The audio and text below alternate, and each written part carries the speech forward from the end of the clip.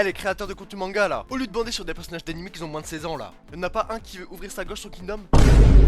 Non mais je dis ça car la France, on est le seul pays à ne pas donner le juice que ce manga mérite. Alors qu'il peut poser ses couilles facilement sur le marché français hein. Et vu le nombre de tomes, les éditeurs ont un moyen de bien se régaler. Vu comment les gens d'aujourd'hui ils aiment trop l'aura farm, les scènes clippables etc. Je vous jure que Kingdom ça rase tout sur leur passage. Vous demandez pourquoi? Bah parce que Kingdom est fait pour ça en fait. La planche la plus connue de Kingdom c'est une scène d'aura farm que je trouve un peu surcotée, voilà my bad. Voire même le personnage entier qui est un peu surcoté. Mais voilà c'est pas le sujet. Après certains vont me dire que c'est un peu connu quand même en France. Mais s'il vous plaît les gars, arrêtez de mentir, on sait très bien que ça mérite encore plus. Dans ce manga on a quand même un des meilleurs antagonistes de tout manga confondu, qui est même supérieur à Aizen, voilà je le dis. Non mais voilà, il faut que je sois honnête avec moi-même, voilà, j'ai trouvé meilleur qu'Aizen, voilà.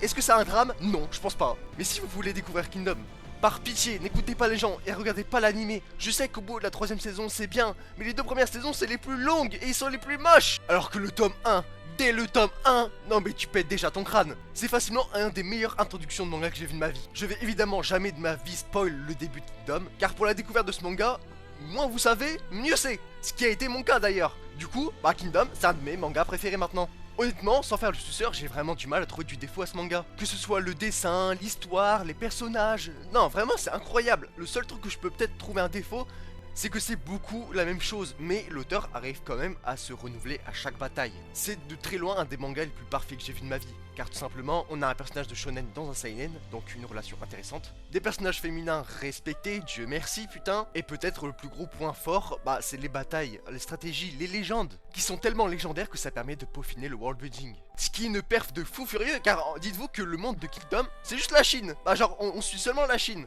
L'œuvre a tout pour plaire, donc forcément, si vous avez peur du nombre de tomes, franchement, foncez, vous allez pas être déçus.